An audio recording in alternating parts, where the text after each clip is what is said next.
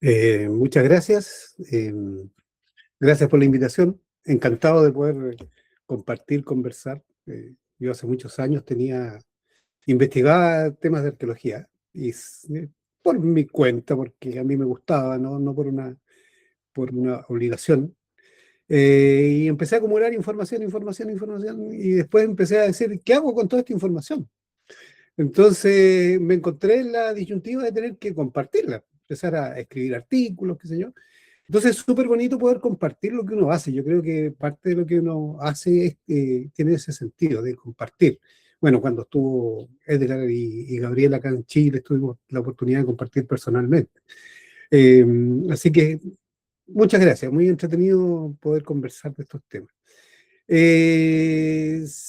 Si quieren, partimos al tiro y directamente a la conferencia y después hacemos los comentarios. Yo prefiero que los comentarios los hagamos después, porque si no se alarga mucho con ir haciendo las preguntas en el intermedio.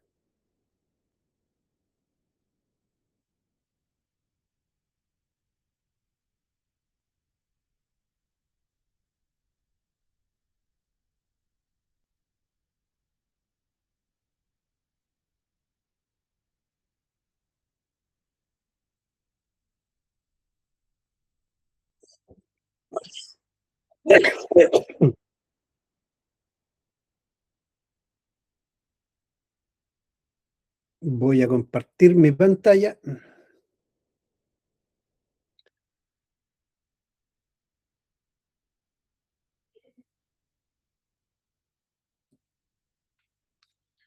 Vamos a...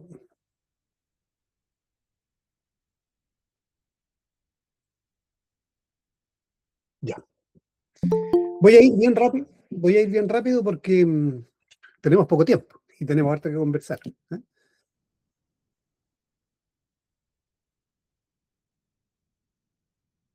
A ver, déjame, no la voy a cerrar. La voy a cerrar. Ya, yo pensé que no la veía. Mm, Voy a ocultar este también. Ah, perdón. Traté de ocultar esa pantalla de abajo. Eh, ya, ahora sí. Bueno, vamos a hablar de paisajes pareidólicos.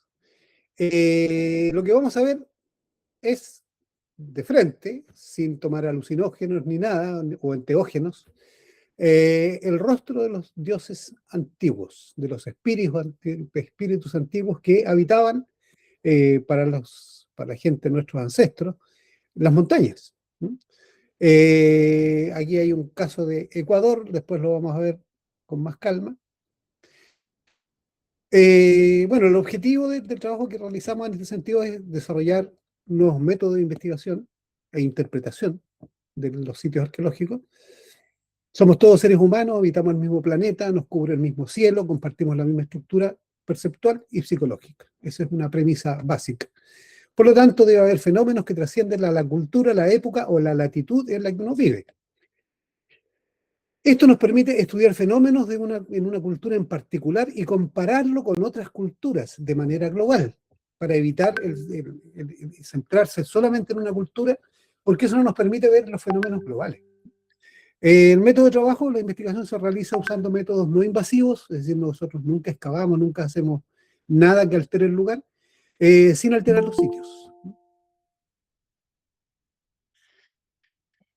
Hay una cosa que hay que tener presente, que la historia humana, hay una discusión de cuántos, si son 200.000, un poco más, poco menos años. Los seres humanos somos Homo sapiens sapiens. ¿Eh? Somos iguales, tenemos el mismo cerebro, el mismo cuerpo. Si consideramos esos 200.000 años como si equivalieran a un año, 500 años serían equivalentes a un día. Hace 10 días aprendimos a escribir. Si se fijan ahí hay un enorme espacio antes que aparezca la escritura. En el último día de ese año llegó Colón a América. Hace unos minutos se desarrolla la ciencia actual. Hace milésimas de segundo se inicia la inteligencia artificial. Y hay que tener conciencia de que nuestra visión del mundo, bajo la óptica de la ciencia, es muy, muy reciente. Durante más de 200.000 años, la humanidad interpretó el cosmos con otros parámetros. Por lo tanto, tenemos que hacernos cargo de eso cuando vamos a sitios arqueológicos antiguos. Hay una declaración de Chiang, de la ICOMOS, que dice que el entorno de una estructura, un sitio o un área patrimonial se define como el medio característico, ya sea de naturaleza reducida o extensa, que forma parte de o contribuye a su significado y carácter distintivo. Entonces, cuando estudiamos un sitio arqueológico, estudiamos el entorno, todo lo que lo rodea, el cielo, los cerros, todo.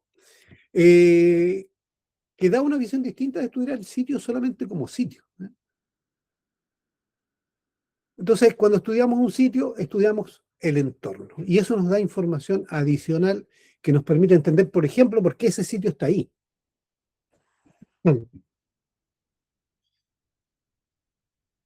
Ahora, entrando de lleno en el tema de la pareidolia, cuando uno ve, por ejemplo, en un sitio arqueológico, un cerro o una roca muy destacada, lo que hay que preguntar es qué parece.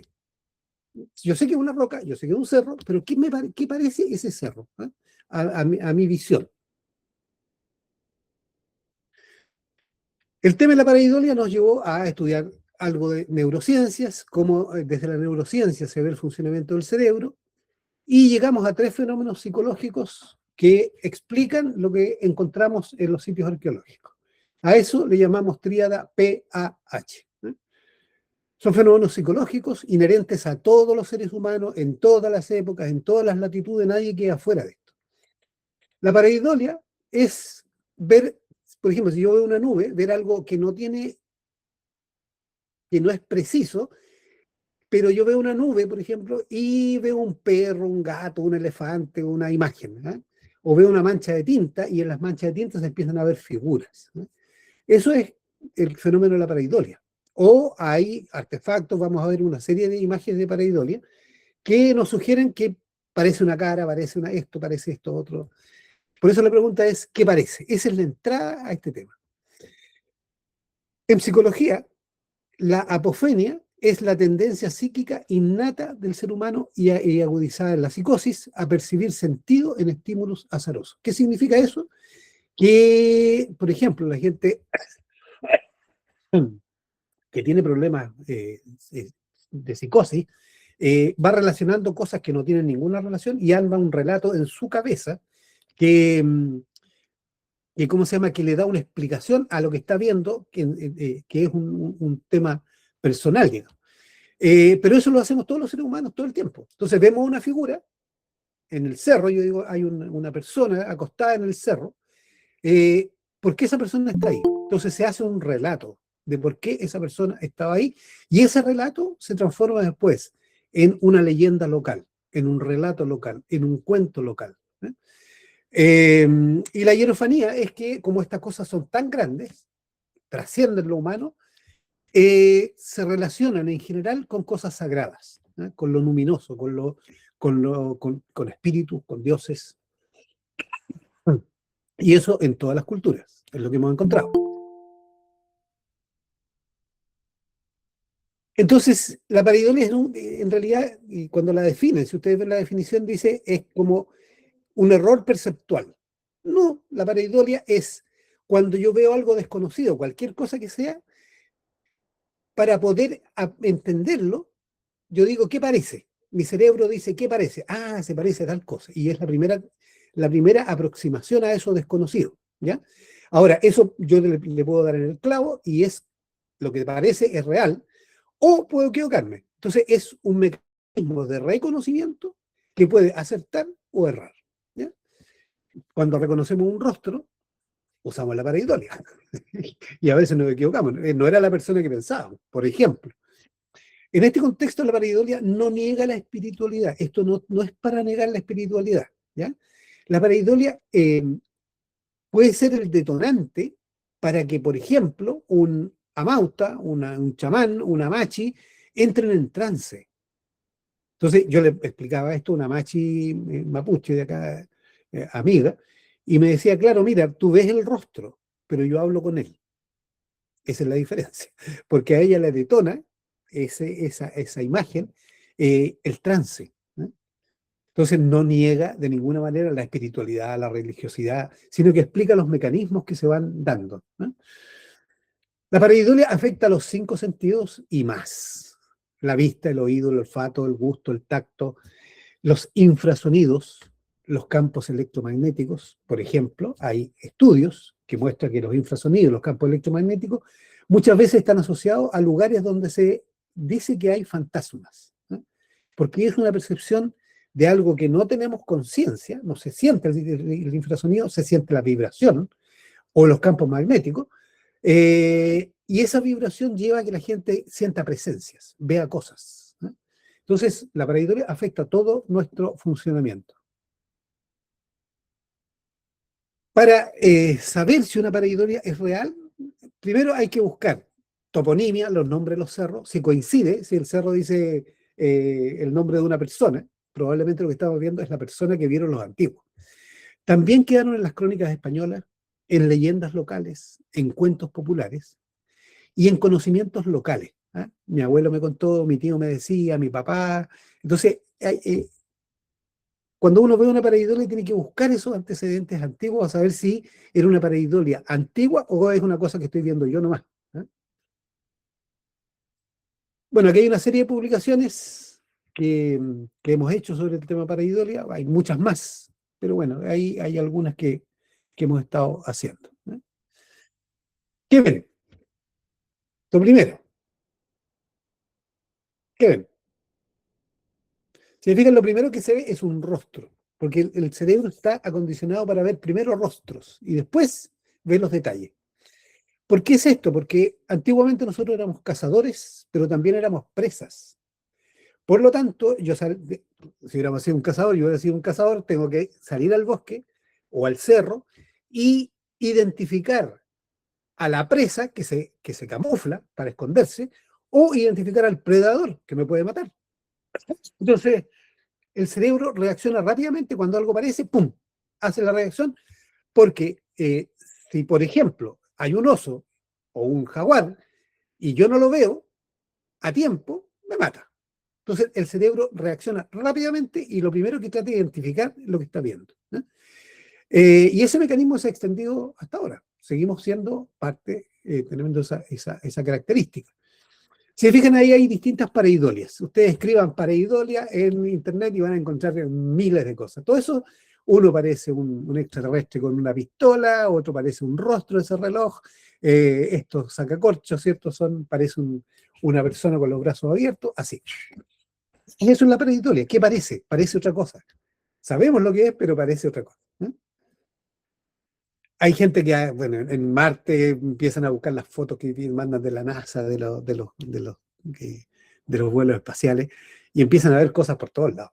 Entonces, hay gente que publica esto como que, claro, hay evidencia de vida, hay alguien que hizo una escultura, pero eso es súper común en todas partes, ¿eh? Sería raro que en Marte no existiera.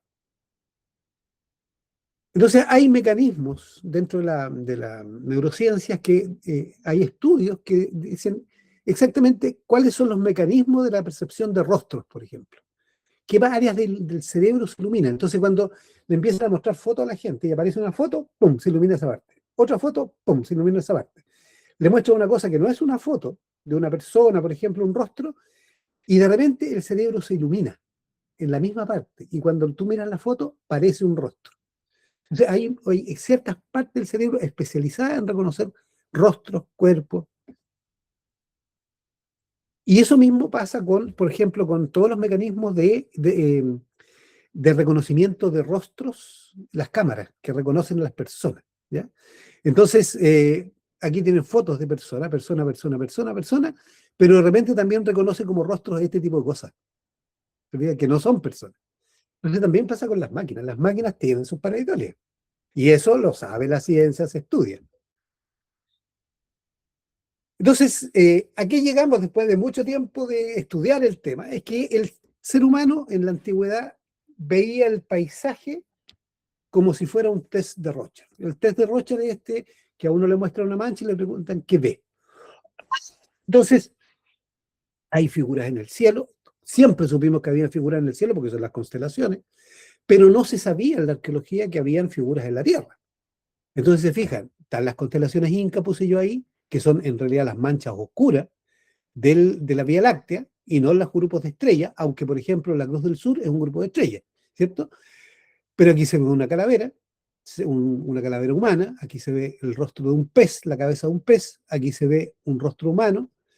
Entonces, y aquí se ve en esa montaña un rostro perfecto. Y eso no son trucos, son fotos que hemos tomado en el terreno, en los sitios arqueológicos, y que se repiten, ¿no? Siempre se repiten en lugares o se ven desde lugares que son lugares sagrados, considerados como sagrados, donde hay petroglifos, donde hay otro tipo de manifestaciones de rituales, por ejemplo.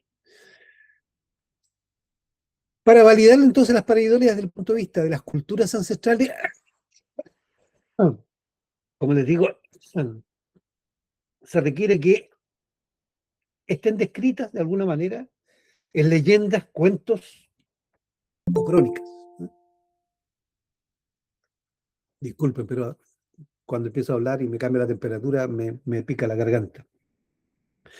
Que las leyendas o relatos describan características propias del objeto observado y su interpretación cultural, que sería la apofenia, ¿ya?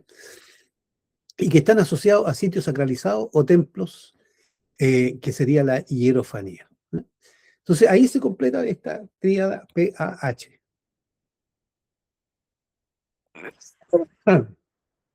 Durante muchos años, hace muy poco, la IAU incorporó una explicación de por qué se veían constelaciones. Todos sabemos que se veían constelaciones y desde 100 años para atrás siempre miraban las constelaciones, pero nadie decía de dónde vienen, por qué vemos constelaciones. Y aquí hay una explicación súper simple. Cuando uno estudia la arqueoastronomía, que es mi especialidad, eh, llegamos a la siguiente conclusión. Las constelaciones son un mecanismo mnemotécnico para recordar ciertas cosas, ¿no? Entonces hay técnicas que, sin que uno esté acordarse en detalle de lo que está viendo, por ejemplo, los meses que tienen 31 días. Si yo pongo las manos así, todas las que caen en la punta de los nudillos son los días de 31 días, los meses de 31 días. Es un recurso mnemotécnico, yo no necesito acordarme. Pongo las manos así y empiezo. Enero, febrero, marzo, abril, mayo, junio, hasta diciembre. Entonces, es un recurso para recordar sin tener que recordar, ¿eh? Eso es la base de la astronomía. Por ejemplo, ¿cómo recordamos los números? Yo tengo ese número, pero uno cuando tiene un número, normalmente lo divide en trocitos, ¿no? Nadie, pregúntele a cualquiera, nadie dice el número de corrido. Siempre dice, lo va cortando en trocitos. Incluso si a uno le cambian el cantito, en vez de decir 2277, le dicen 2277, uno queda, porque le cambiaron como uno se acordó. Es un recurso mnemotécnico, dividir lo complejo en pedacitos para poder acordarse, ¿eh? ¿Cuál era el problema que tenían los antiguos? Un cielo con miles de millones de estrellas. ¿Cómo acordarse de ese complejo sin olvidarse? Bueno, la técnica fue esa. Formaron grupos de estrellas. Las estrellas más brillantes cercanas formaban grupitos. Si uno sale al cielo, mira, arriba no hay ningún escorpión, no hay ningún cazador, no hay ninguna llama, pero las culturas asociaban lo que había en el cielo, esos grupitos, con algo que ellos conocían, en su cultura, en su lugar. Entonces, primero se divide el cielo en grupos de estrellas, cada grupo se le asocia una figura. A cada figura se le asocia una historia. Entonces, cada constelación tiene su historia, en todas las culturas. Eso permite recordar la posición y los movimientos aparentes de esa figura en el cielo durante el año. Lo que ocurre en el cielo se considera sagrado, por lo tanto, es una apofemia, ¿no? Siempre las constelaciones están. Entonces, por ejemplo, el Orión y el Escorpión son dos figuras conocidas, yo tomo conocidas por todo el mundo. Se elige un grupo de estrellas brillantes en el cielo. A cada grupo se le asocia una forma, un animal o un objeto. Por ejemplo, a ese grupo se le asigna la forma de un cazador, al otro se le asigna la forma de un escorpión, ¿ya? Se arma un relato de por qué están ahí, en esa relación, en el cielo, ¿no? Y se asocia estas figuras con dioses o espíritus, y eso es una hierofanía, ¿no? Este es el sistema mnemotécnico. Asociar a un grupo de puntos, una figura,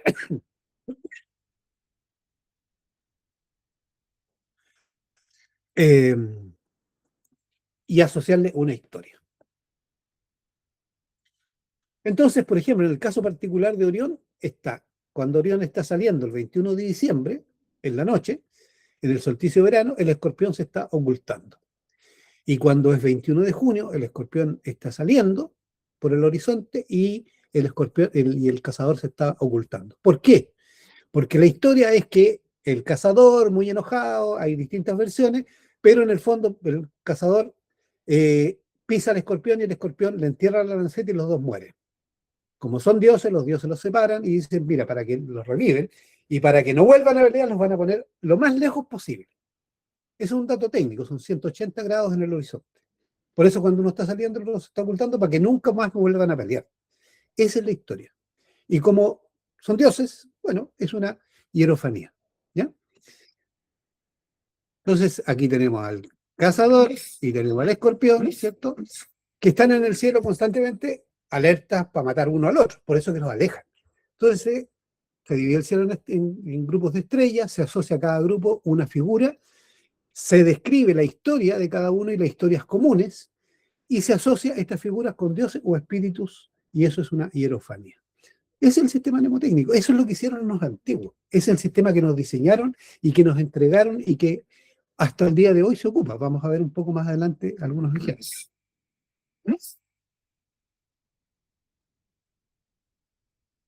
En general, si se fijan, todos los pueblos tienen un zodiaco, un círculo de animales. Eso es común. Ahora, si ustedes ven los animales, el círculo de animales que tenían los incas, es distinto a los mapuches y es distinto al de Mesopotamia, ¿es cierto? ¿Por qué? Porque se asocia con figuras que conocen en el lugar.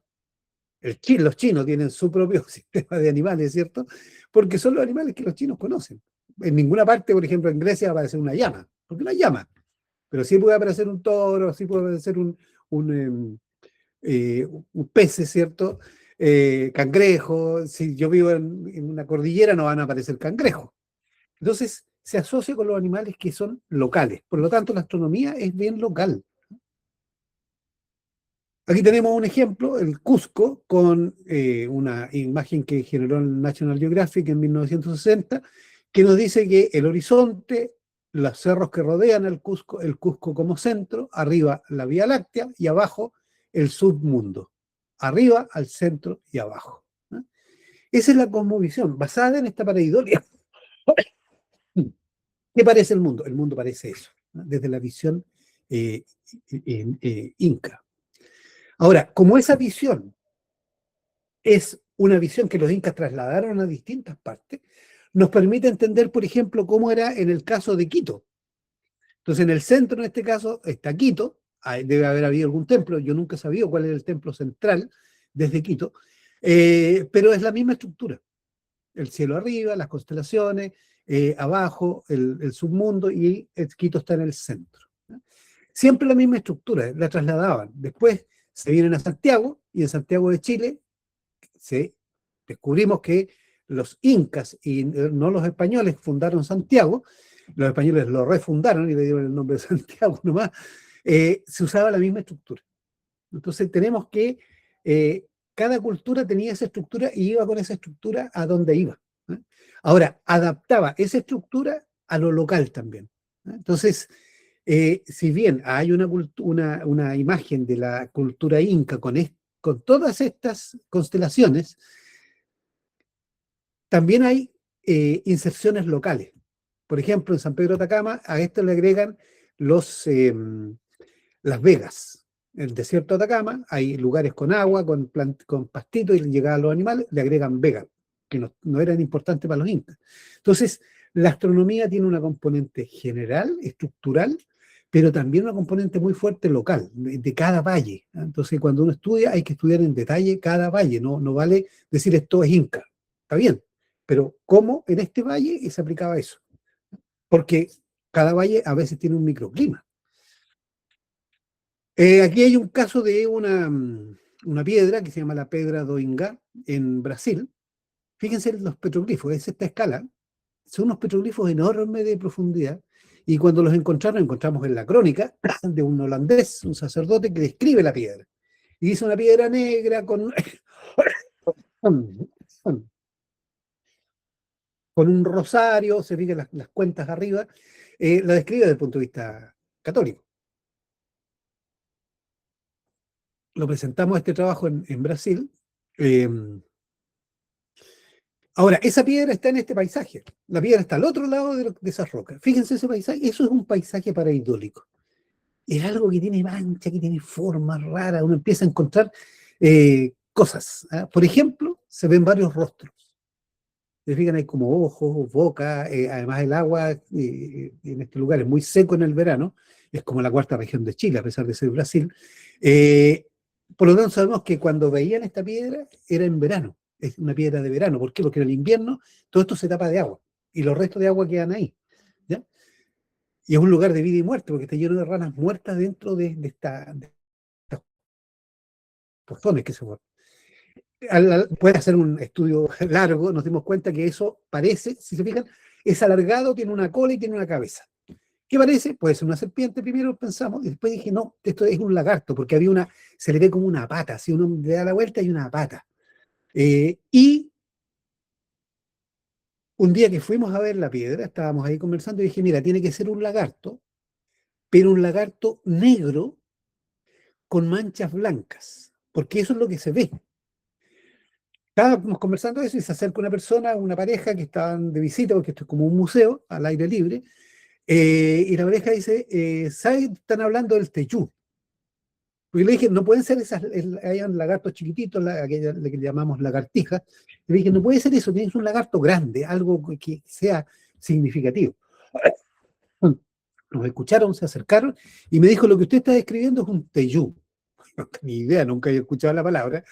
Y me mostró la foto y dijo, yo tengo un teyú.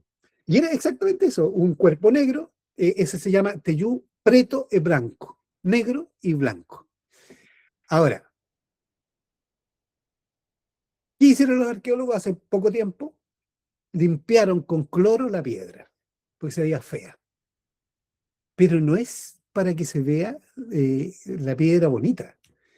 Ellos cada cierto tiempo remarcaban para que se vieran de color claro sobre el fondo negro, porque ahí hay eso que ustedes ven negro, ¿cómo se llama? Es un musgo muy, muy negro, un negro intenso, es como, esta parte de la pantalla. ¿No? Entonces, ese es el sentido que tenía esa piedra. ¿Por qué? Porque eso representa la Vía Láctea. Ese es el animal, fíjense, negro y blanco, que es un animal inofensivo, incluso lo comían, pero era sagrado. ¿Eh? Ahora, buscando el origen de la posible leyenda, encontramos que esto es cultura tupí-guaraní. En, sobrevive en Paraguay la historia del Teyú Yaguá, que es Alcione. ¿Eh? Es un lagarto con 7 cabezas de perro. Y si se fija, corresponden las 7 cabezas a las 7 hermanas. ¿No?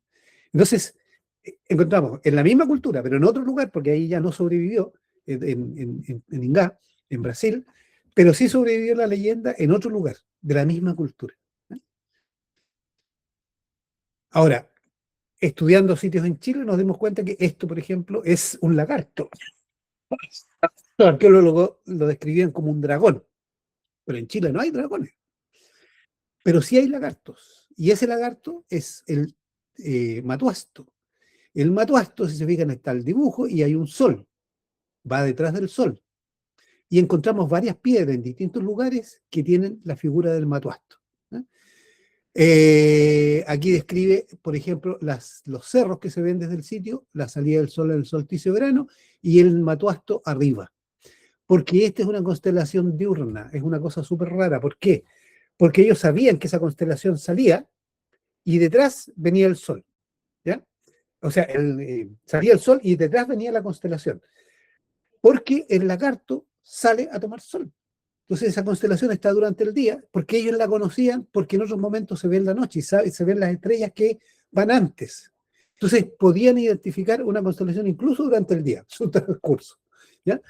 Bueno, aquí ahí se fijan, los incas tenían este tipo de visiones del cielo, los atacameños incorporaban elementos incas, pero le agregaban vegas, que era más importante que los otros elementos. Los mapuches tienen otro tipo de visión, hay gallinas, hay pollitos, hay otras cosas. Esto es un cuero de un animal, estos son papas, estos son dos oriones, son dos personas que están haciendo como fuerza uno contra otra, eh, una fogata. Y en el caso de Brasil, hay las nubes de Magallanes son ojos de agua en la cultura mapuche. Y en la cultura tupí-guaraní, bueno, esto es un matuasto, ¿cierto? La Vía Láctea. Entonces, cada cultura utiliza el mismo mecanismo, pero tiene una visión distinta del cielo, asociado a su ambiente particular. Por ejemplo, entre los mapuches se dice que pasó corriendo un avestruz y dejó el polvo, que el polvo es la Vía Láctea, y dejó como huella la Cruz del Sur, que la Cruz del Sur en ese caso no se ve como cruz, sino que se ve como la pata de un avestruz. En la cultura guaraní, aquí se ve un avestruz, pero una avestruz completa.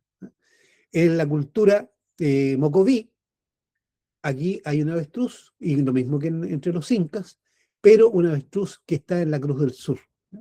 Y en Australia, curiosamente, hay un emú en el cielo, la Vía Láctea se ve como un emú, donde se parece a la cultura guaraní. Esto es Australia y esto es Sudamérica. Entonces, no sabemos por qué esa coincidencia, pero se da.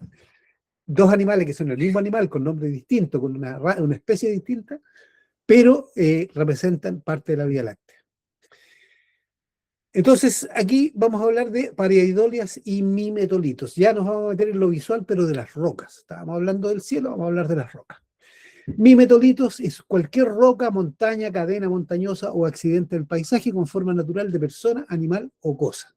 Esto es un concepto que yo tomé de un geólogo norteamericano, le pedí permiso, me autorizó y lo empezamos a usar. Mira, se me olvidó poner el nombre lo voy a poner porque no es un concepto que hemos desarrollado nosotros. Entonces, si uno va, yo tuve que ir un día a México, a Ciudad de México, mandé un mensaje y dije, mira, si hay algún arqueólogo que le interese conversar conmigo, nos juntamos. Y me respondió un arqueólogo, Janiszewski, nos juntamos en un café, iba con otra arqueóloga joven, y me regaló un libro, ¿ya? Y cuando me regaló el libro, yo le pregunté, porque no conocía la tapa del libro, lo que mostraba, y me dijo, no, son montañas, pero no sabemos qué montañas son. Y eso me motivó a estudiar el tema, porque lo que yo vi en las montañas es lo que yo había visto en Chile.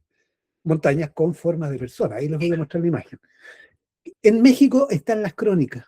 Entonces, sabemos que Matlalcueye es esa montaña y hay una historia asociada a esa montaña. Esta es Iztaccíhuatl, que es una mujer acostada. Y este es el pico de Orizaba, que es Quetzalcóatl. Entonces, cuando uno mira las montañas así, en realidad lo que ellos veían era eso. Ahí yo le pongo un apoyo para que... Eh, en Ecuador están, hay un montón de leyendas y cuentos populares y, y relatos que son montañas humanizadas. Entonces, él es macho, ella es hembra, y él es el hijo de ambos. Eso es súper común en todas las culturas.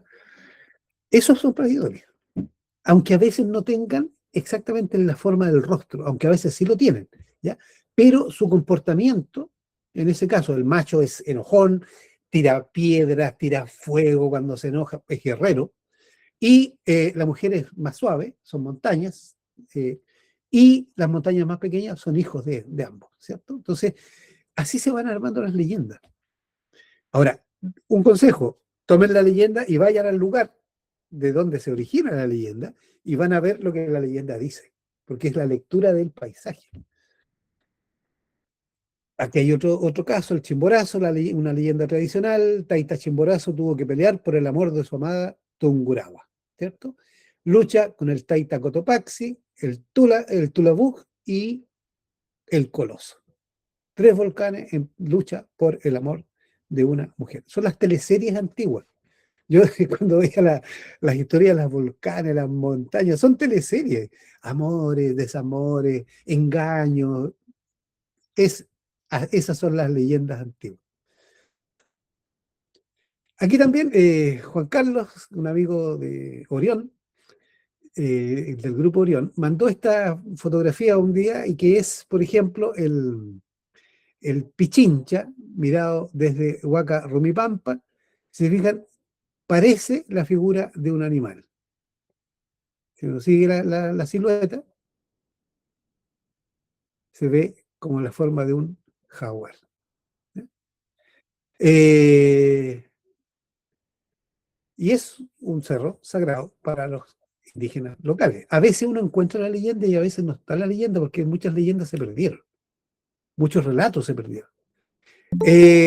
También en ese foro mandaron la imagen de el Cotopaxi, que si se fijan aquí aparece la leyenda asociada a un texto de Humboldt. En la época de Humboldt a ese cerro le decían cabeza del Inca y él lo dejó escrito.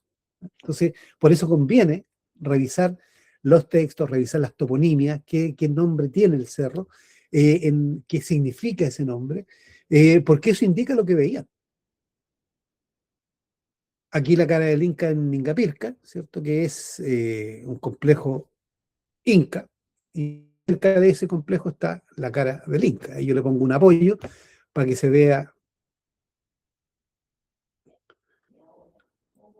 Ahí está la cara y ahí está el apoyo. Ahora eso es tradicional, eso ya la gente lo conoce.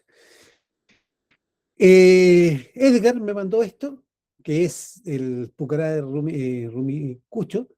Si se fijan, está el pucará, está extendido, tiene la forma parecida a una persona, ¿ya? Eh, estilizada. Piensan en Picasso, piensan en los cubistas que estilizaban la figura. Esto es una figura estilizada, puede ser. Entonces, y si se fijan, aquí parece que tiene un ojo y se asocia con ese ojo de ese cerro que tiene una forma de persona acostada, ¿eh? Ahora, en este caso me dice Edgar que no han encontrado la leyenda, pero no significa que no exista. Es un lugar sagrado, es un lugar de astronomía y está asociado a esta figura que puede haberse perdido la leyenda perfectamente, ¿eh? Pero también puede estar. Entonces veían probablemente la figura de una persona acostada. Ahora, ¿cómo se llama esa persona? ¿Qué importancia tenía? ¿Cuál era el ritual que se seguía? Eso se perdió. Todo la apofenia, la leyenda, No la tenemos, pero tenemos la figura. Entonces, si no la tenemos, tenemos que seguir buscando. Probablemente en algún momento lo van a encontrar. También me mandó estas imágenes de cerros que parecen, al hacerle algunos cortes, ellos formaban como rostros y que se parecen también a las pirámides truncadas, ¿cierto? De, de las culturas locales. Entonces, probablemente es un fenómeno local y no se va a ver en otra parte. Ahora, cuando estudiamos el Pucará de Chena en Santiago, también encontramos estos cortes en el cerro, hechos a propósito, que formaban la figura de Aquí también está el Imbabura, que no tiene la leyenda como personaje masculino, pero sí hay cuentos que permiten, que hablan de que es un personaje femenino. ¿Ya? Entonces, si no se encuentra, hay que seguir buscando. Entonces,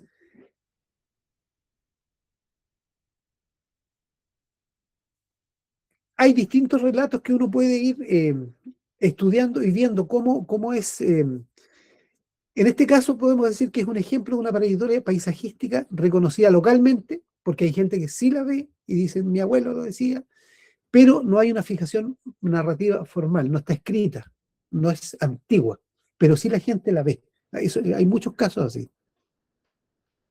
Esto es Machu Picchu, se ubican aquí hay un rostro humano, esto es una roca que no la tocan todo menos esa roca que tiene forma de rostro humano.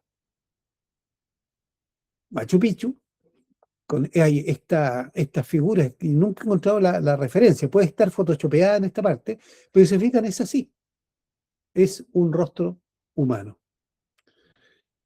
En Machu Picchu, cuando fuimos allá, nos mostraron esta imagen.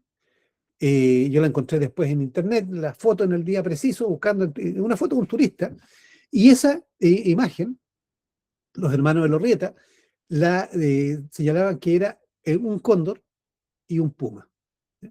La sombra, al moverse durante el año, hay momentos en que no se ve. Uno va a Machu Picchu a ver lo que le toca. Pero si uno tiene el tiempo de verlo con calma, en algún momento del año se forman estas figuras. Y abajo las construcciones parecen un lagarto.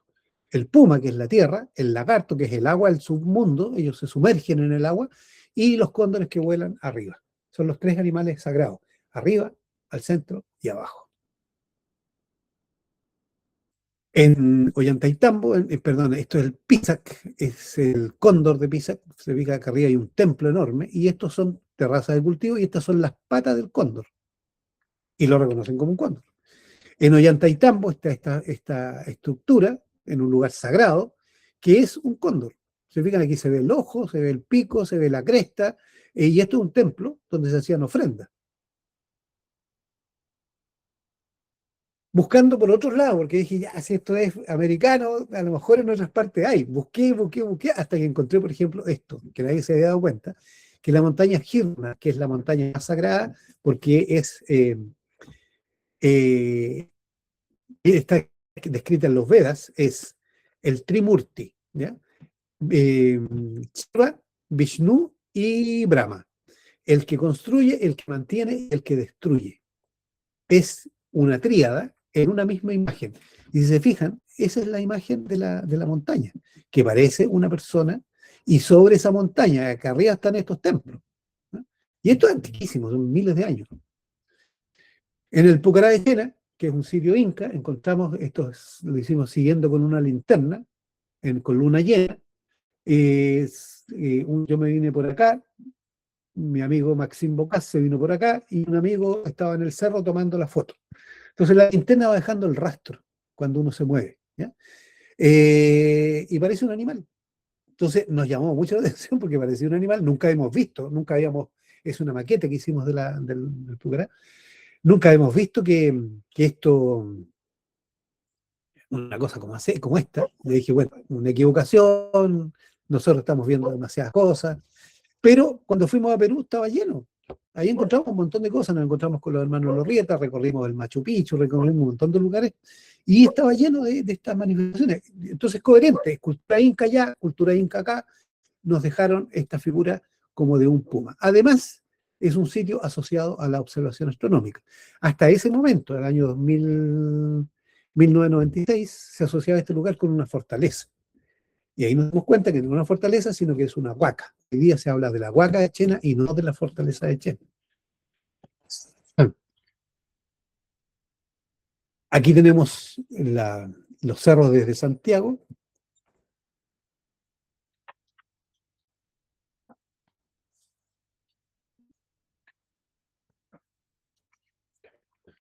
Desde Santiago, aquí está el Cerro del Plomo, el cerro más alto.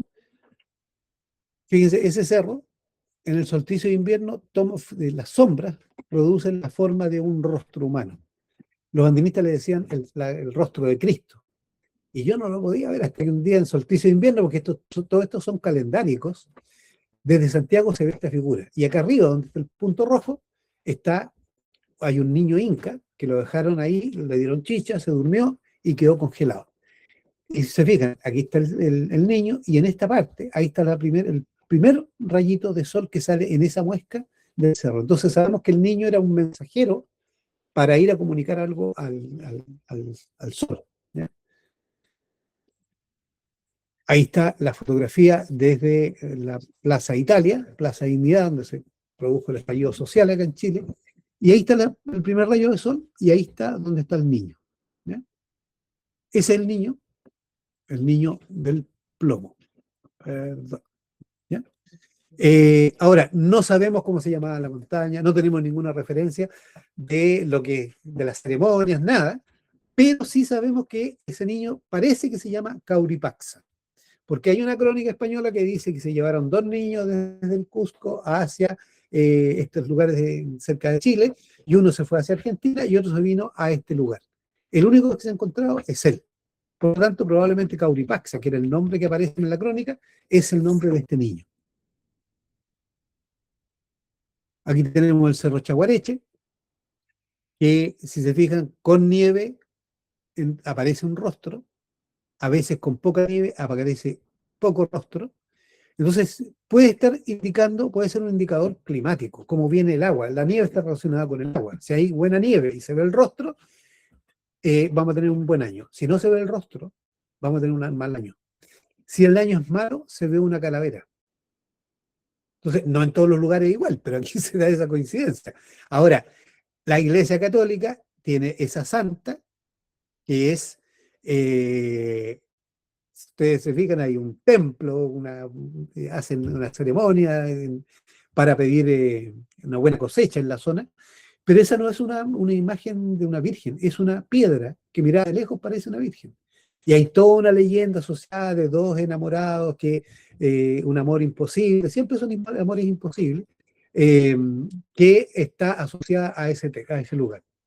Este Valle del Encanto, lo que le llaman la piedra del Inca, el baño del Inca, porque eso, mira el hoyo, una piedra que tiene un tremendo hoyo, pero siempre la gente se mete adentro, nunca la mira de arriba. Y si uno la mira de arriba, ¿qué parece? Parece son dos ojos. Si esto se llena de agua, refleja el cielo. Por lo tanto, esto perfectamente podría ser el observador del cielo, el astrónomo que está mirando el cielo. Pero tampoco tenemos ninguna referencia, ningún texto escrito sobre esto, pero de esto hay muchos ejemplos en el mismo valle. Por ejemplo, está este petroglifo, que yo lo estaba mirando de cerca, y mi amigo Iván Aguilera, un profesor, me dice: Patricio, aléjate. Cuando me alejé, ¿qué vi? Se fija, parece la cabeza de un pez. Aquí, ¿qué hay en el agua? Peces y renacuajos. Entonces, aquí hay una cabeza de un pez y un poquito más adelante hay una cabeza de un renacuajo. Probablemente el espíritu del pez y el espíritu del renacuajo. Entonces, el círculo no necesariamente solo es el sol, puede ser un ojo de un animal. Entonces, tengan cuidado cuando miren, porque eh, pueden pasar ese tipo de cosas. ¿Eh? Otro ejemplo, andaba yo en México cuando mostré la cosa de México, que encontramos muchísimo más, encontramos un montón de cosas. Las saqué aquí porque si no, no terminamos nunca. Pero un amigo me escribió, andaban en Rapa Nui, Patricio y, ¿cómo se llama? Y Michelle andaban en Rapa Nui y me dijeron: Patricio, mira lo que encontramos, una pareidolia de un Moai. Bueno, ¿y qué dicen las leyendas locales. Dicen que este es el primer Moai que vieron ¿cómo se llaman? Los Rapanui y después lo copiaron. Entonces, todos los Moai, ese es el original. No hay en otras islas figuras parecidas porque no está esta figura. Entonces, esta figura sirvió de modelo y aquí tenemos la leyenda. Aquí está lo que les decía, este es el libro que me trajo, que estaba en la tapa del libro, una tapa negra con esa franja. Le pregunté qué son eso, me dijo montaña, pero no sabemos qué montañas son. Ahora, ¿qué vemos aquí? Un cactus, aquí vemos un tlaloc y aquí vemos un águila. ¿Ya? Cuando fui a la universidad, porque eso fue un día sábado, fui a la universidad, eh, ah, ahí les cuento. Hay un lienzo de Tepeyacá, que es una batalla muy grande, donde se fijan, mueren muchos aztecas defendiendo esta montaña que tiene una forma de un rostro. Y después descubrimos que esta imagen está repetida en muchos glifos, que es el nombre de Tepeyacac, y los mexicanos no se habían dado cuenta. Pero aquí está la pareidolia, y esta es la copia de la pareidolia transformada en una letra, en un nombre. Ahí está la princesa Matlalcueye, si se fijan, este es el Tepictotón, el espíritu de la princesa Matlalcueye, el dibujo que dejaron los aztecas. Fíjense, el ojo es el mismo, pero para ver ese ojo tiene que estar nevado. Pero se ve la silueta normalmente, pero cuando está nevado es cuando se ve ese ojo. Es idéntico. Entonces hay que ir al lugar y mirar. Bueno,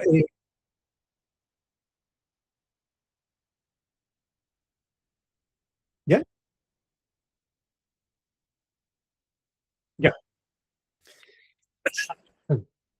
Este es el Ajusco, un cerro que está frente a la universidad en México, y yo lo veía con cara de rostro humano.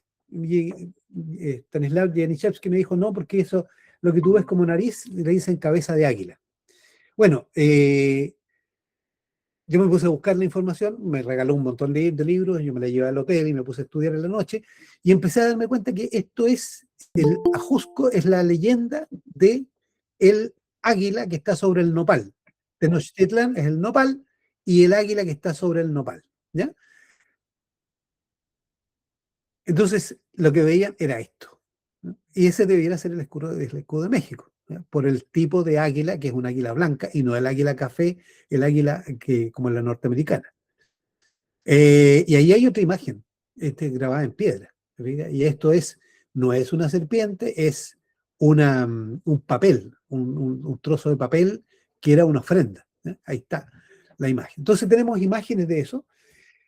Y cuando se produce el cambio, se produce cuando los sacerdotes hacen este dibujo, el Diego de Durán en 1570, y cambia la imagen del papel que tenía en el pico por esta serpiente. Entonces, es la misma pareidolia, pero ya interpretada desde la visión católica, ¿no? Y este sería, de verdad, debería ser el escudo de México. El ajusco, lo que les decía, la nariz es la cabeza del águila. Y el ajusco es el primer caballero águila. Es un caballero, pero es un águila. Pero además es la representación de la imagen de Tlaloc. Si se fijan, es el mismo. Esto se encontró en la cumbre del cerro, ¿no? Lo tenemos ahí, el ajusco, un caballero águila. Aquí está la representación de un caballero águila, se disfrazaban. La pirámide está en el centro de México, ¿cómo se llama? Del Zócalo. Hay una pirámide sumergida y está el lugar donde ellos se ponían sus trajes. Y este es el cartucho, el texto que es el nombre dibujado de el Ajusco, ¿no? Del caballero águila. Aquí está la leyenda de los volcanes, el volcán Popocatépetl en México, con la Iztaccíhuatl. Él es un guerrero que va a la guerra para hacerse guerrero águila. Ella es una princesa. Cuando él está en la guerra, a ella le dice, el Ajusco, el otro, le dice que este había muerto para que ella se case con él. Ella se suicida y cuando él llega la encuentra muerta y la pone sobre la montaña y él se sienta al lado a cuidarla. Esa es la leyenda. Eso está escrito, está en los textos de los españoles. Ahora, si se fijan, ese perfil en Ciudad de México y este perfil en San Pedro de Atacama. Este es macho, esta es hembra, hay una historia de amor, se repite el mismo esquema. Vamos a seguir hasta que se corte y de ahí entramos al... Entonces,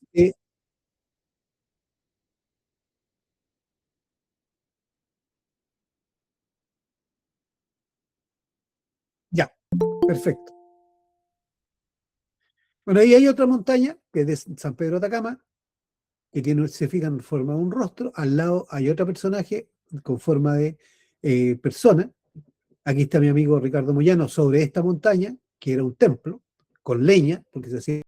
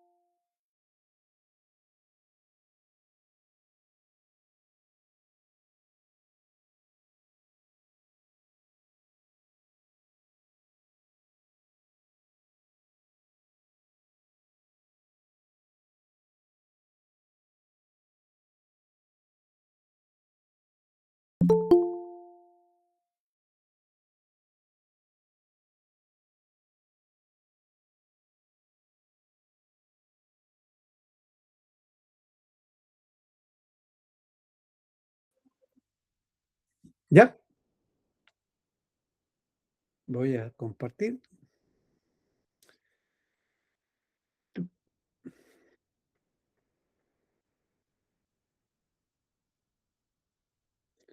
Entonces estábamos aquí.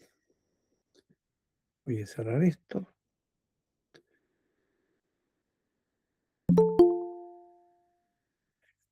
Entonces, ¿qué encontramos en San Pedro de Atacama? Como en todas partes, montañas con forma de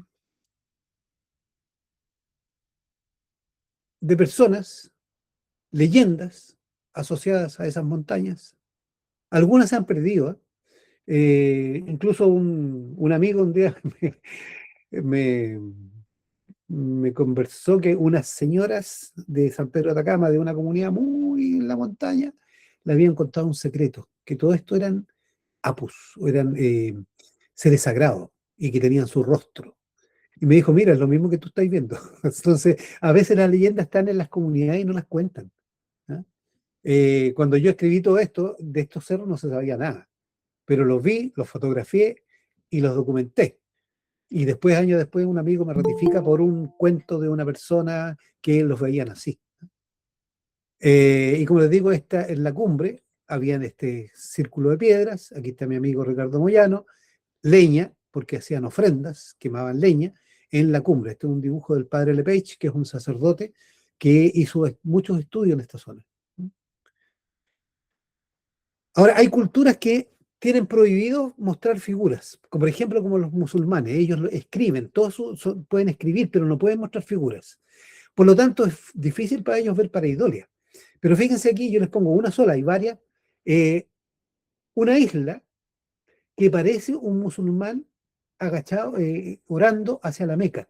Y esa isla mira hacia la Meca. Ellos saben hacia dónde está la Meca siempre.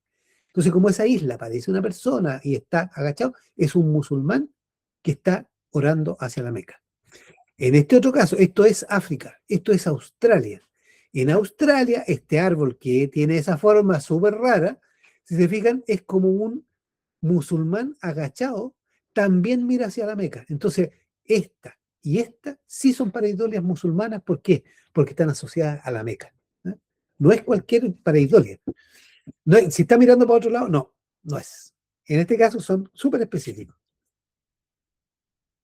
Esto es, me invitaron una vez, un arqueólogo, Anati de Italia, me invitó, cuando vio mis trabajos, me dijo, mira, ven al desierto del Negev, donde está el monte Harkarkom, que parece que es el verdadero monte Sinaí. El que le muestran a la gente no es el monte Sinaí, sino que es Harkarkom. ¿Ah? En el monte Sinaí hay una iglesia católica, qué sé yo, pero en este está lleno de templos de la Edad del Bronce y en cada templo hay estas figuras que son piedras naturales que parecen seres humanos, rostros, cuerpos, está lleno. Y me dijo que fuera a hacer un estudio, pero yo nunca tuve la posibilidad de ir porque no tenía plata, no tenía tiempo, pero ahí está. Y él publica, hay una publicación de todas las fotos y todo, y está lleno, lleno. Entonces, parece que es el origen de la religión judía. Después los judíos hacen un cambio y se transforman en monoteístas. ¿Por qué? Porque estaba lleno de dioses por todos lados, se habían templos para todos estos dioses. Entonces, como era de haber sido muy caótico, arman este cuento de el dios monoteísta, que no es una expresión peyorativa, sino que es un proceso que se ha seguido en muchos lugares. Esta es una piedra que se encontró en África, la documentó un arqueólogo australiano, y Bernadic, yo le pedí el permiso para mostrar la foto, es el trabajo que estaban haciendo, y si se fijan, también es una pareidolia. Tiene sus ojitos y tiene su boquita, y esta, la gracia que tiene es que esta es una piedra que se encontró en un sitio de 3 millones de años, es decir, de homínidos, no eran seres humanos todavía. Y este homínido, este monito, tomó seguramente esta piedra porque le gustó su rostro y se la llevó. Y cuando se murió con su piedra. Ahora, ¿por qué sabemos que se llevó la piedra? Porque esta piedra no corresponde al lugar donde la encontraron.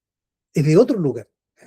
Entonces, nadie dejó escrito hace 3 millones de años lo que pasó. Pero uno puede imaginarse, un bonito que, como nosotros reconocen, los primeros estudios de reconocimiento de rostros se hicieron con simios y reconocían igual que nosotros. Entonces, un simio, un homínido de hace 3 millones de años puede haber tenido la misma visión pareidólica. Entonces, esta sería la primera pareidolia documentada en la historia de la humanidad. Ahora, yo fui a presentar a Australia, perdón, a Francia, un congreso del Pleistoceno, y encontramos todas estas pareidolias en sitios arqueológicos en la India, en Marruecos, en Alemania, en Israel, Herfur, Israel. Se fijan, todos, y todo esto está en sitios arqueológicos, pero los arqueólogos nunca los habían documentado, nunca le habían dado importancia. Decían, mira, curioso, este animal parece un pájaro. Incluso hay un sitio que dejaron documentado que habían encontrado cientos de piedras con forma, pero las botaron porque eran basura. A lo mejor botaron imágenes que nos podrían revelar un montón de cosas. ¿Se fija? Entonces, hasta hace muy poco esto se ignoraba. Esto fue un trabajo presentado en el 2010. China, o sea, donde ustedes vayan, a la cultura que vayan, van a ver lo mismo. Fíjense, Fuxi es la montaña Fuxi, que es el dios de la escritura. Y aquí está representado como montaña, con dos cachitos, y que tiene un rostro. Shennong es otra montaña que tiene sus dos cachitos arriba y tiene un rostro humano. Y este es el dios de la agricultura y este es el dios de la escritura. Pangu es otro dios que está documentado. Todo esto está escrito en la cultura china. Encontré los textos y pudimos sacar los extractos. Esto es el territorio completo de China. Esto es una montaña, esto es una montaña. Este es el territorio completo de China.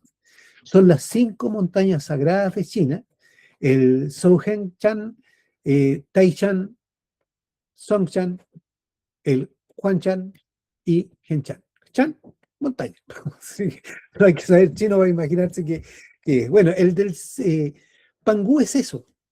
Es un enano que la montaña que tiene, que es Pangú, tiene dos cachitos, el Taichan, que es en la montaña más sagrada de China, donde está el templo enorme, qué sé yo, antiguo.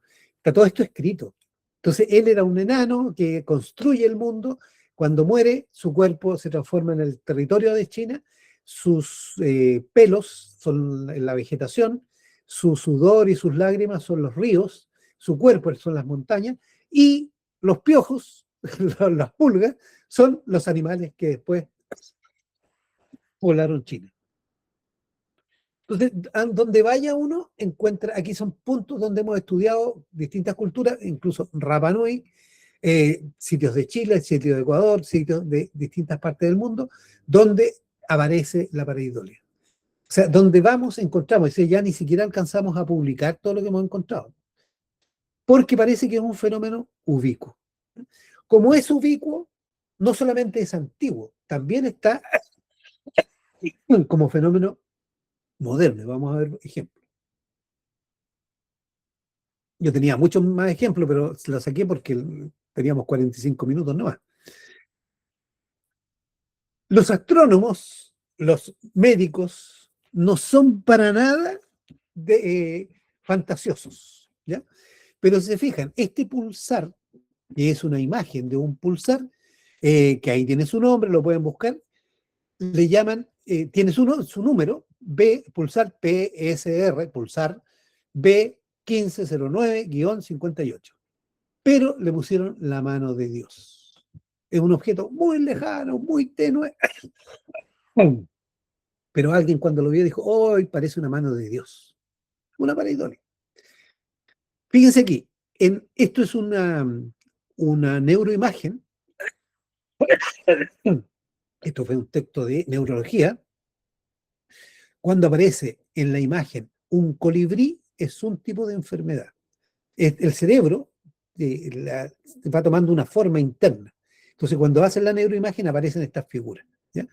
Cuando una persona tiene una enfermedad determinada, aparece este colibrí. Cuando tiene otra enfermedad, aparece un tigre. Cuando es otra enfermedad, aparece otra. Entonces, la pareidolia en este caso le sirve para hacer diagnóstico. Y en este caso, al final, es un ecologista que estaba sacando fotos um, de cómo se derriten los glaciares. Perdón. Y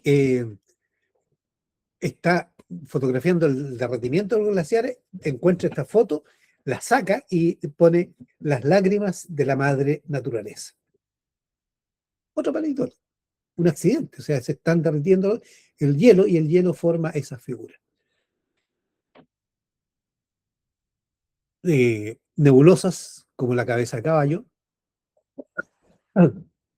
Los astrónomos no son gente fantasiosa, pero igual fantasía, pues son seres humanos. Entonces, cuando ven una figura extraña, también dicen, oh, mira, parece una cabeza de caballo. Cabeza de caballo, pareidolia. La mano de Dios.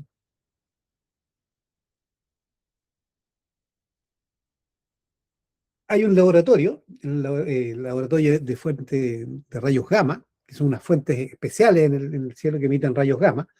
Tenían un montón de rayos gamma por todos lados, fuentes de rayos gamma. No hallaron qué hacer, no hallaban qué hacer, cómo agruparlas. ¿Qué hicieron? Formaron constelaciones. Pero como son astrónomos actuales, formaron constelaciones perdón, con cosas que son actuales.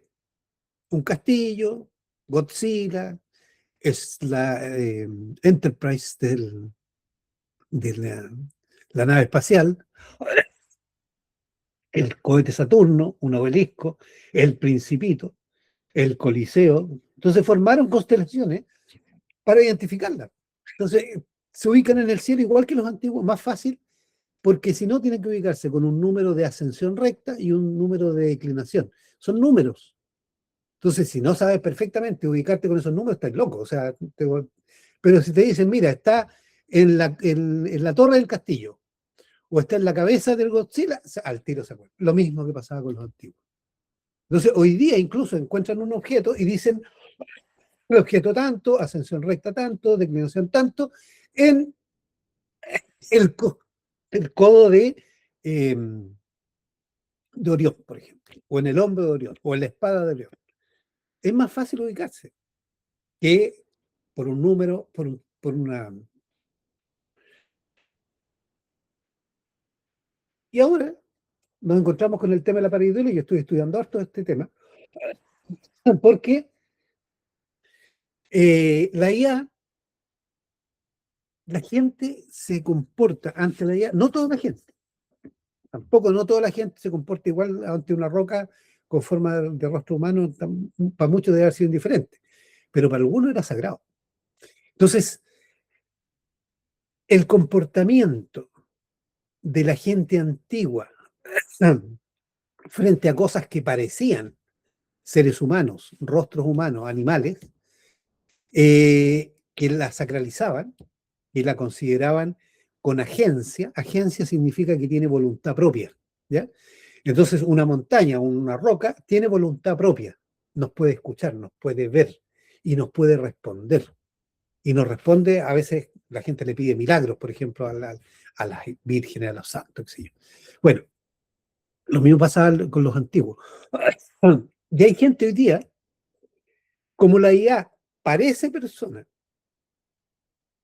escucha como persona, si uno hoy día le puede hablar, o le escribe y la IA entiende lo que uno está escribiendo, responde como persona, parece una persona, es la pareidolia de la persona. Pero para alguna gente, eso va mucho más allá. Hay gente que ya está empezando a generar religiones a partir de la IA, porque es un ser superior.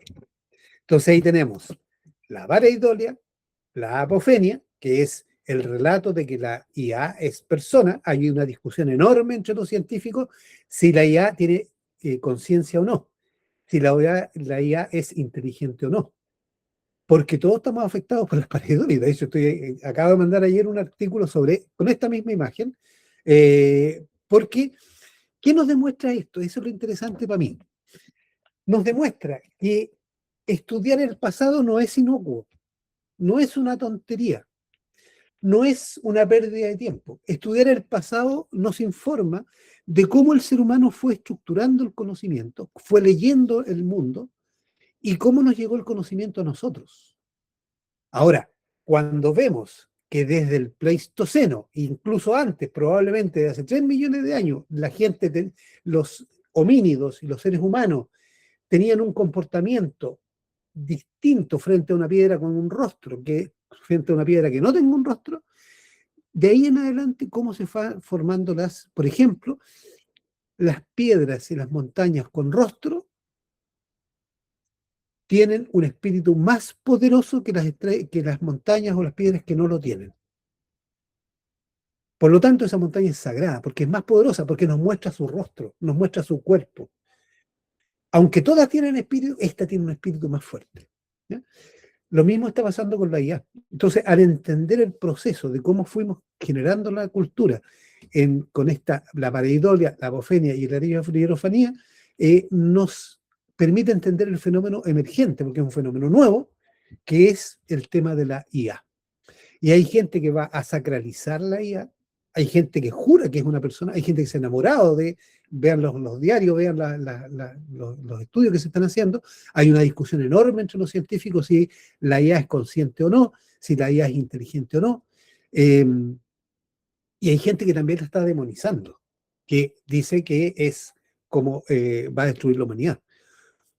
No sabemos en qué va a terminar esto, pero la PAH, la pareidolia, la apofenia y la hierofanía nos permite entender qué está pasando, ¿ya? De una manera distinta, porque si uno se mete en la discusión, es la discusión. No, es alejarse y mirar de lejos con una información que viene desde lo más antiguo hasta lo más moderno y nos permite entender lo que está pasando hoy día. Y a lo mejor cómo va a ir evolucionando en el futuro, ¿ya? Entonces, yo estoy metido en esa investigación ahora, o sea, nunca se me había ocurrido que iba a terminar partiendo con la pareidolia y iba a terminar estudiando la IA, pero estoy dando conferencias, estoy haciendo estudios, qué sé yo, publicaciones sobre el tema.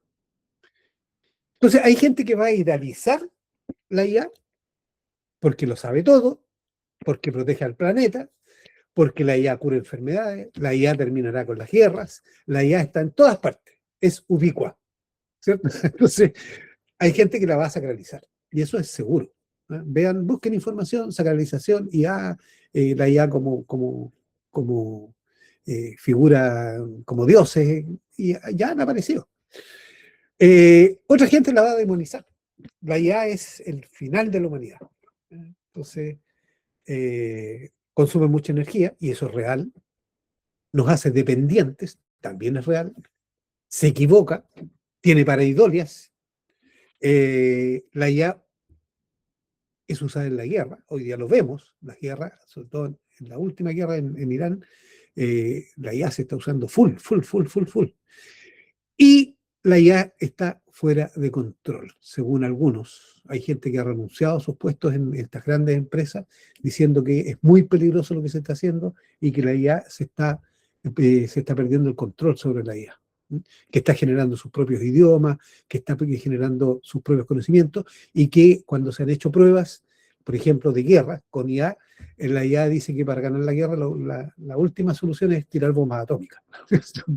No hay humanos, pero va a haber IA, supuestamente, porque si explota una bomba atómica, la IA, el pulso electromagnético quema todos los transformadores, quema todo lo electrónico y se acaba la IA. Entonces, hay una discusión súper grande sobre esto y evidencia de muchas cosas que están pasando hoy día. Para mí, la respuesta está en el espejo. Lo que vemos fuera es reflejo de lo que tenemos adentro. Hay gente que va a sacralizar porque tiene esa tendencia. Hay gente que va a demonizar porque tiene esa tendencia. Eh, es lo que somos como individuos. Cuando miramos una montaña, establecemos una relación con esa montaña y la relación va a ser personal, ¿no? Aunque también hay relaciones colectivas. Pero la relación que tenemos con la IA hoy día también nos informa de la relación que tenían antiguamente con ciertas estructuras que eran como la IA no se entiende bien cómo es, no se sabe cómo funciona. Por lo tanto, es una mancha de información que funciona como un test de Rorschach. Y de ahí uno dice, ¿qué parece? Ah, parece humano, porque sí, porque piensa, porque me contesta, me escribe paper, me hace diapositivas, qué sé yo, me hace dibujo.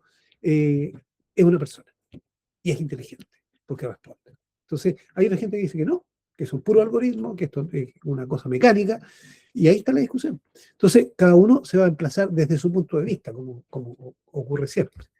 Entonces, como para recordar lo que yo creo que es lo más importante, desde el punto de vista arqueológico, para validar una pareidolia, hay que buscar la toponimia, el nombre de los cerros. Muchas veces el nombre del cerro coincide con la pareidolia que estamos viendo.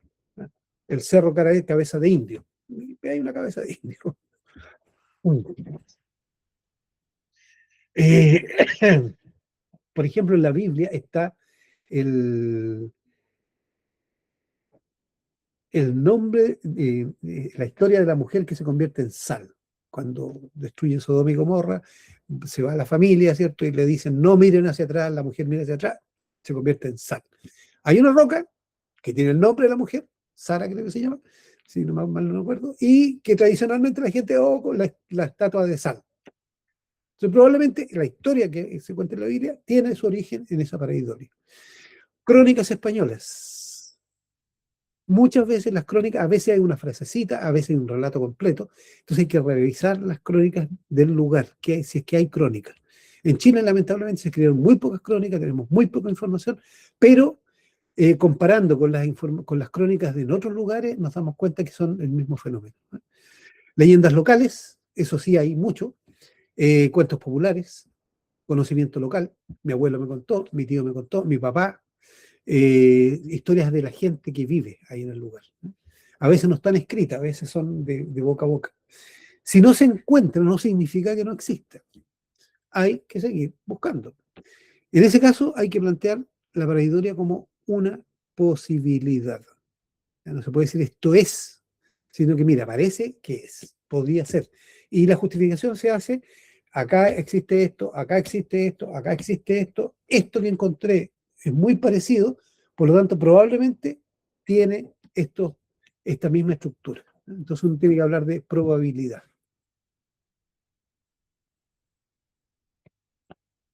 Esa sería la presentación. No sé cuántos quedaron al final después del corte.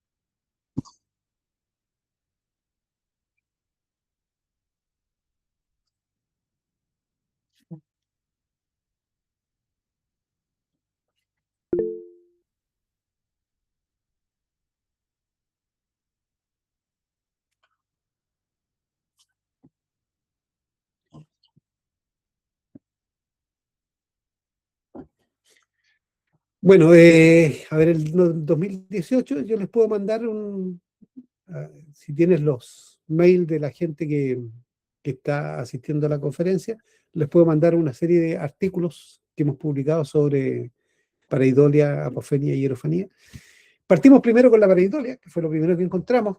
Yo en sitios arqueológicos veía pareidolia, salimos a ver en Perú con unos chamanes y nos mostraban pareidolia. Y decía, ¿qué es esto? Veían por todos lados, pero no había nadie que escribiera sobre eso. Ahora, yo he trabajado en temas de chamanismo durante más de 20 años, estuve en prácticas chamánicas, tomando plantas, tomando San Pedro, ayahuasca, o sea, ahí se ve de todo.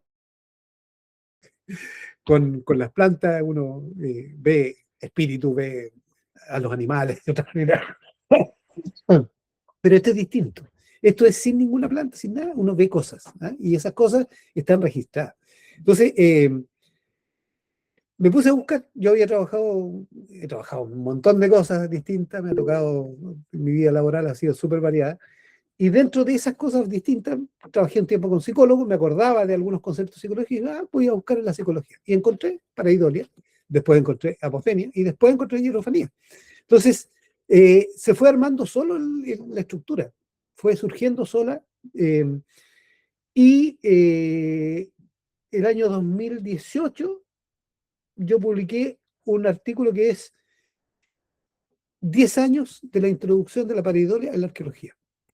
Y ahí recopilé no solamente lo que yo había escrito, lo que habíamos escrito con otra gente también, sino todo lo que yo había encontrado en cualquier parte que hablara de la pareidolia. Todos los artículos, está en una recompilación de artículos, ¿no? Entonces, eso en el 2018 ya eran 10 años. En el 2028 van a ser 20 años. Al principio había arqueólogos que me decían, ¿qué te fumaste? ¿O qué tomaste? Yo he fumado de todo y he tomado de todo, porque con los chamanes hay que hacerlo. Y yo decía, mira, nunca voy a entender lo que estoy estudiando si no me meto con los chamanes, que son los maestros en esta cuestión, que son los que crearon estas cosas. Entonces, pero esto no tiene nada que ver. Esto no se necesita tomar nada. Es ver lo que hay y revisar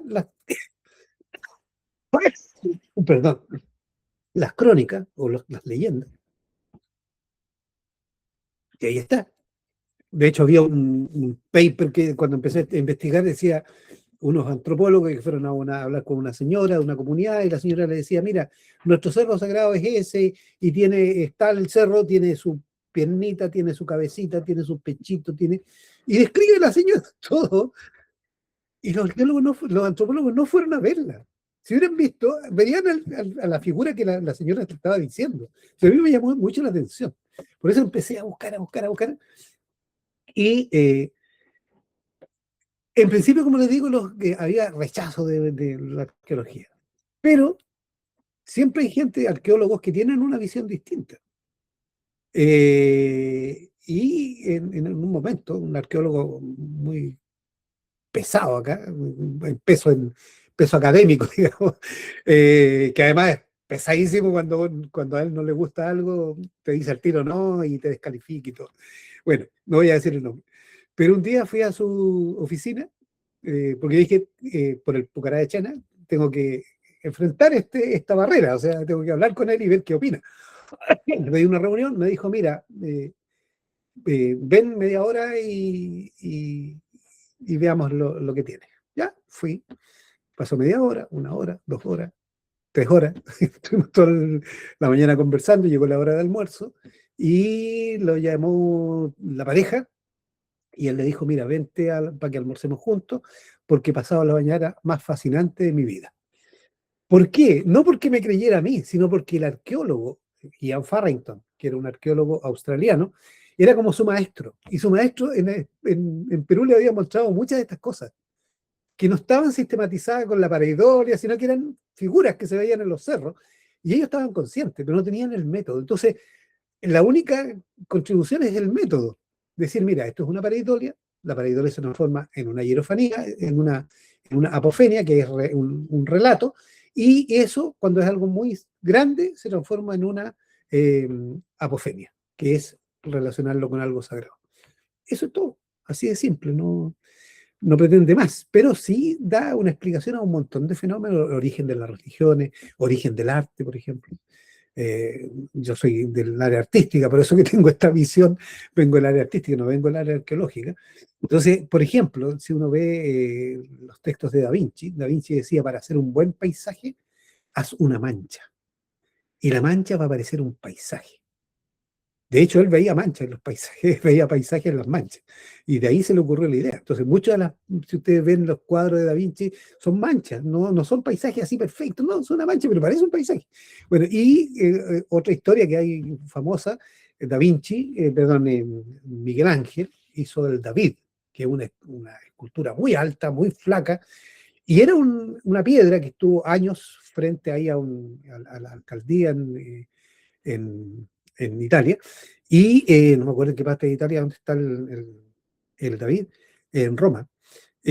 Bueno, y había una piedra que nadie quería usar, un pedazo de mármol. Entonces hicieron un concurso para usar esa piedra, que algún artista que hiciera algo. Y finalmente lo hizo, ¿cómo se llama? Miguel Ángel. Y cuando le preguntan por qué hizo el David, pues dijo, cuando miré la piedra, dentro vi al David. Y lo que tuve que hacer es sacar todo lo que sobraba. Entonces, la piedra parecía una persona de pie, no daba para otra cosa, no daba para ser un caballo, no daba para ser una persona de pie, y él se imaginó esa persona. Entonces es una pareidolia artística que lleva a una obra maestra. Y el mundo del arte está lleno de eso, lleno. De hecho, un cuadro es un montón de manchas que el pintor va organizando, a veces con mucha maestría, que nos parecen una persona, que nos parecen algo, pero en realidad son manchas. Pero una mancha controlada, para que parezca una persona. Esa es la labor del artista. Las pareidolias naturales son esto: cerros, piedras, barro. En una caverna que visitamos en Francia hay un bisonte en el barro, un bisonte hecho de barro. Y se ve que era un pedazo de barro que encontraron que parecía un bisonte y le agregaron un poquitas cosas. En otras cavernas tú ves la figura que dibujaron, parece un venado y le agregaron lo que le faltaba para el venado. Entonces con las antorchas veían esta figura, qué sé yo, y dibujaban lo que veían a partir de lo que había. Entonces muchas de estas pareidoles se transformaban en las obras de arte. Puede ser el origen del arte, puede ser el origen de las religiones a través del animismo. Entonces, esto no explica todo, pero explica un amplio espectro de fenómenos que uno encuentra en los sitios arqueológicos, en cavernas, en templos, en lo que sea.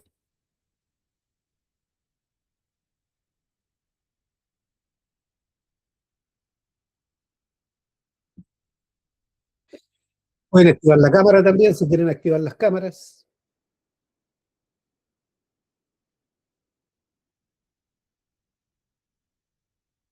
Se aceptan críticas, se acepta todo.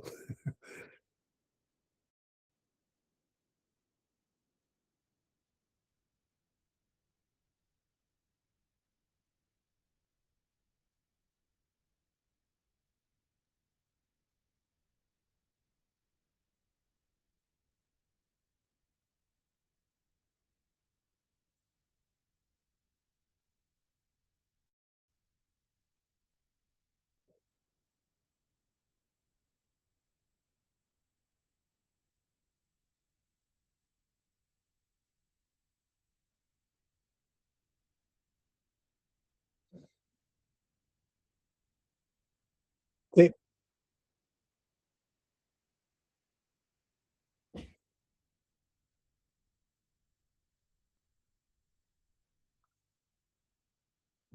Mira, eso es interesante. ¿Por qué yo no hablo de Gestalt? Porque si no dirían esto es gestáltico. Y no es gestáltico, pero sí tiene elementos de la Gestalt. Gestalt es forma, ¿cierto? Entonces, bueno, yo como vengo del mundo del arte, estudié la psicología de la Gestalt, me interesaba mucho, pero no es Gestalt. No es PAH. Por eso que yo no toco el tema de la Gestalt, no toco otras ramas que se parecen, pero que no son lo mismo.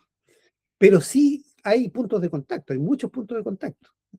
Pero yo lo he centrado para que no se disperse la gente, sino que se concentre en esta visión, ¿eh?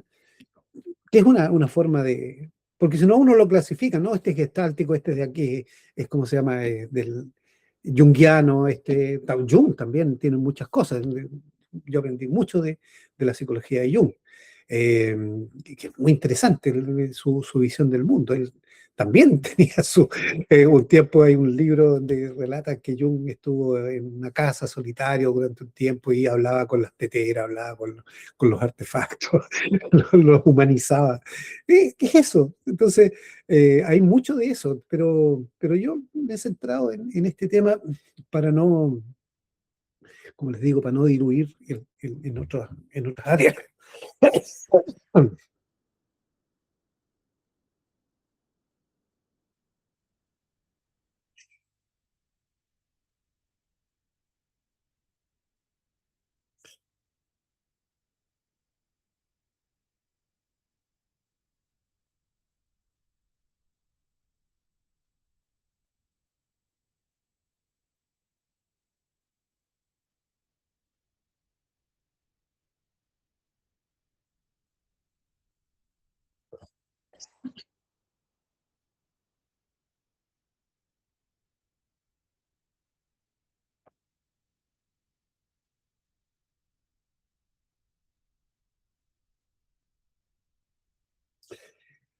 Son los datos.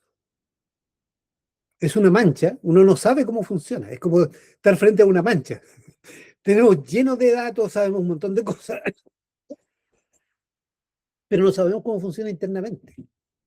Ahora, un experto en IA que está generando la IA sabe bien cómo funciona, pero el público general, que somos nosotros, yo no soy experto en IA, no me interesa hacerme experto en IA, eh, vemos toda la información que está alrededor de la IA, ¿cierto? Que uno le entrega datos, lo recibe, te conoce, te habla, y eso va formando, por eso les digo, la pareidolia no es simplemente visual, puede ser olfativa, por ejemplo. Cuando yo siento un olor raro, que parece, parece limón, pero parece limón.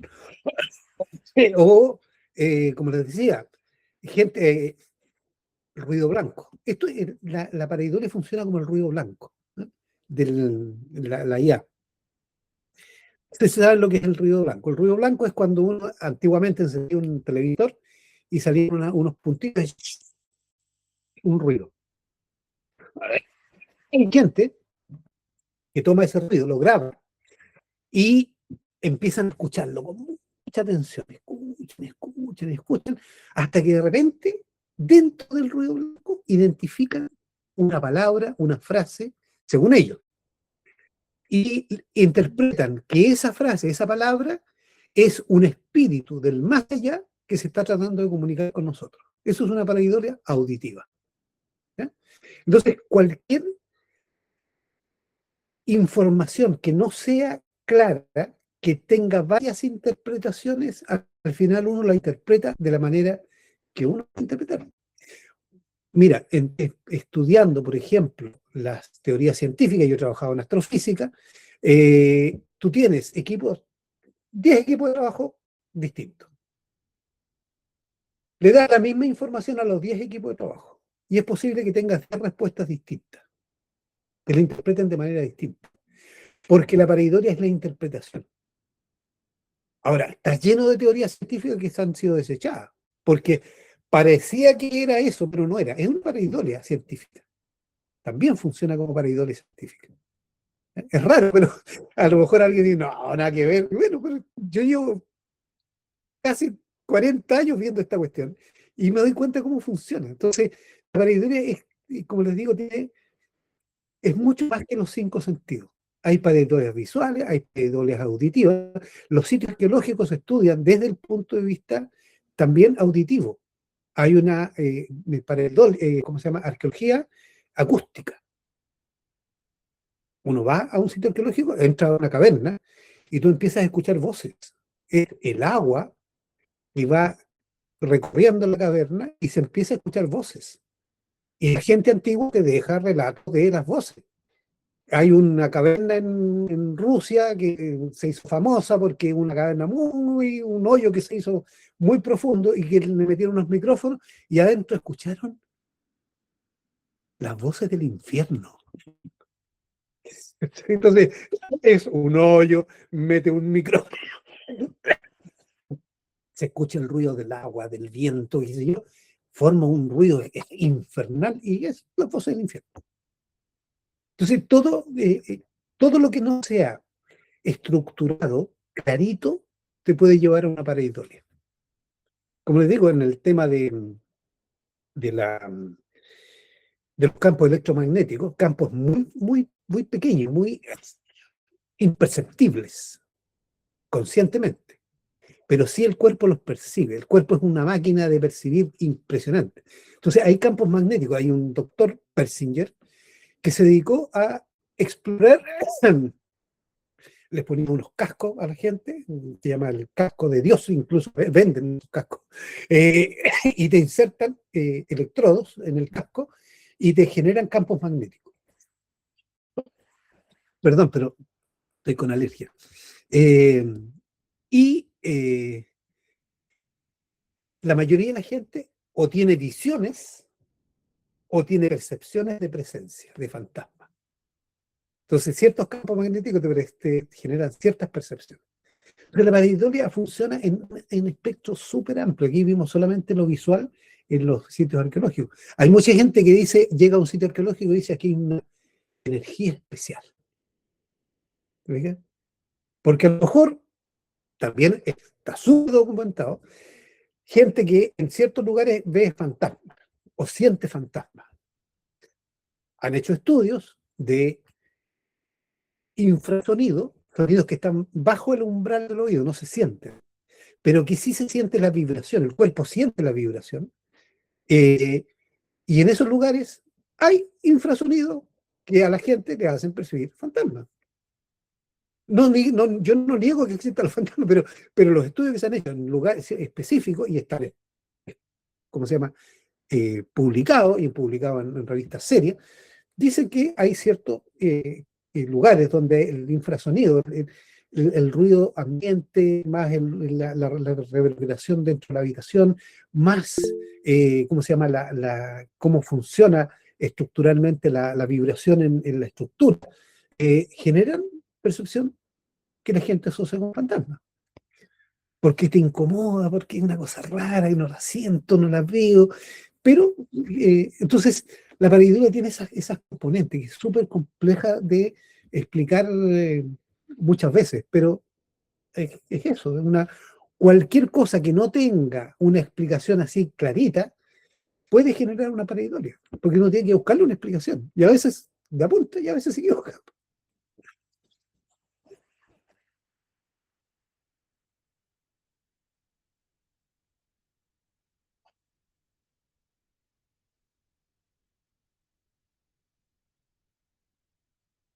10:40 acá en Chile.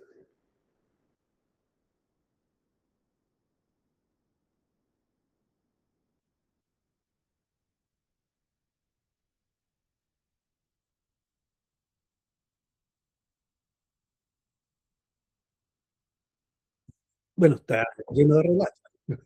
Es cosa de ver, eh, por ejemplo, los viajeros. Los españoles cuando llegaban a América, ellos traían porque se guiaban por las estrellas. En esa época no había GPS, no había los instrumentos que tenemos hoy día. El cielo era la guía. Entonces, hay registros de los cronistas que hablan de las cosas raras de los indios. Mira, estos indios que ven estas cosas raras. Siempre eran cosas tonteras de los indios. Y que cuando empieza la tontera era la forma en que ellos veían los mismos fenómenos que los españoles asociaban con otra cosa, lo asociaban con cosas de su cultura. Entonces, y los griegos cuando viajaban, por ejemplo, mira, cuando fui a Francia, a este congreso que les mostré, yo dije, ¿qué le voy a hablar a los arqueólogos? Hay que hay puro arqueólogo, y era un congreso de 3.000 personas, dividido en distintos simposios. Y yo dije, si me pongo a hablarle a esto de en frío, de lo que yo he encontrado, me van a mirar con cara de loco, me van a echar. Este gallo, ¿qué anda hablando tontera?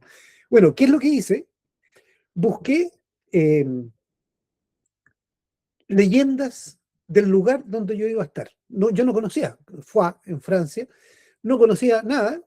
Empecé a buscar leyendas, leyendas de Fua en internet, y me aparece una leyenda griega. Nada que ver con. Y dije, no tiene nada que ver, pero sí tiene que ver, porque te muestra cómo el mundo antiguo ordenaba el territorio que iba conociendo. ¿Cuál es la leyenda? Hércules tiene 12 tareas. Creo que la décima es robarle el ganado a Gerión. No tiene nada que ver con pareidolia, nada, pero se lo ve con atención. ¿Qué hace Gerión? ¿Qué hace Hércules?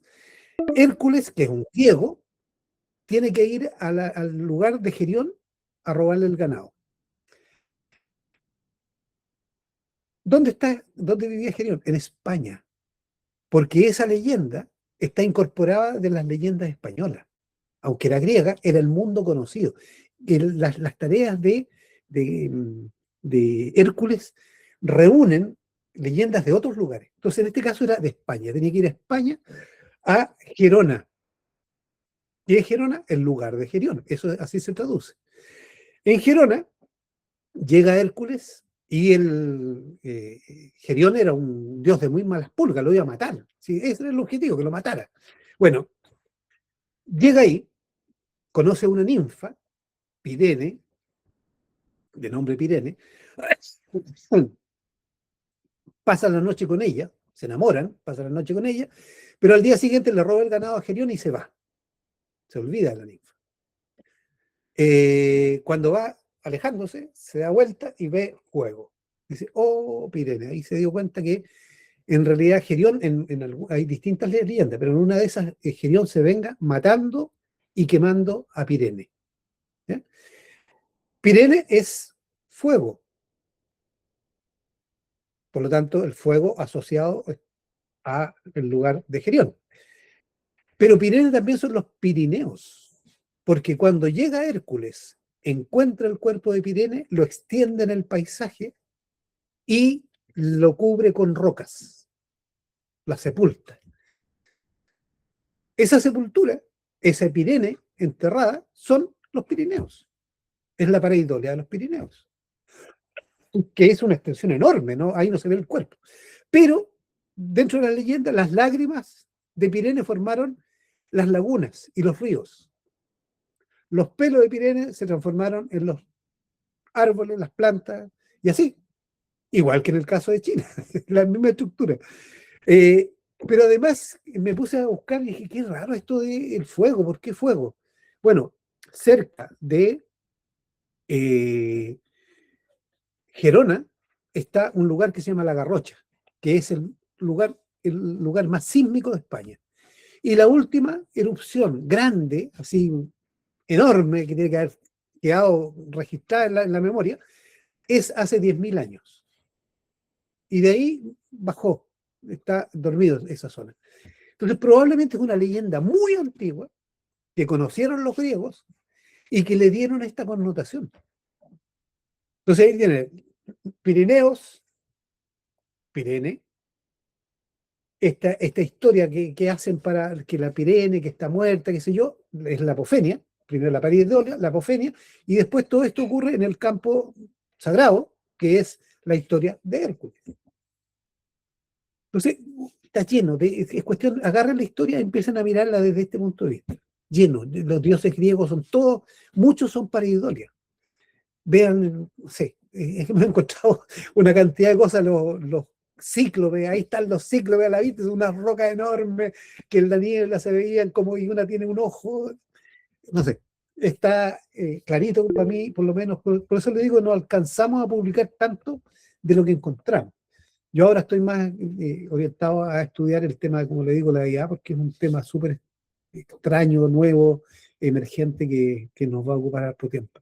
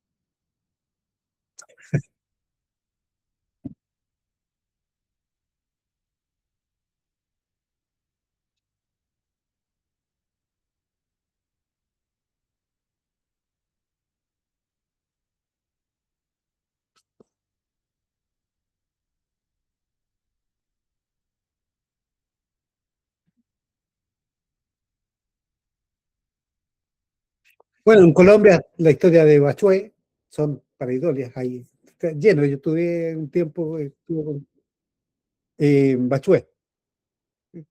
Si se fijan en el cielo, está lleno, todas las culturas tienen su, hay, no me acuerdo cómo es la laguna, una laguna muy famosa, también es una pareidolia. Entonces, todos los países tienen sus pareidolias, todos los países, todas las culturas tienen sus pareidolias. Entonces, yo les aconsejo, la idea no es que me crean a mí, no me crean nada, salgan ustedes a buscar y vean. Y si lo que hemos visto ahora se corrobora en el lugar donde ustedes viven y se van a dar cuenta que está lleno por todos lados y les va a pasar lo mismo, que van a encontrar un montón de cosas que no van a poder publicar porque es mucho, pero nos permite entender cómo funcionaba en el pasado y cómo funciona hoy día, porque la IA nos está mostrando cómo funciona el ser humano hoy día.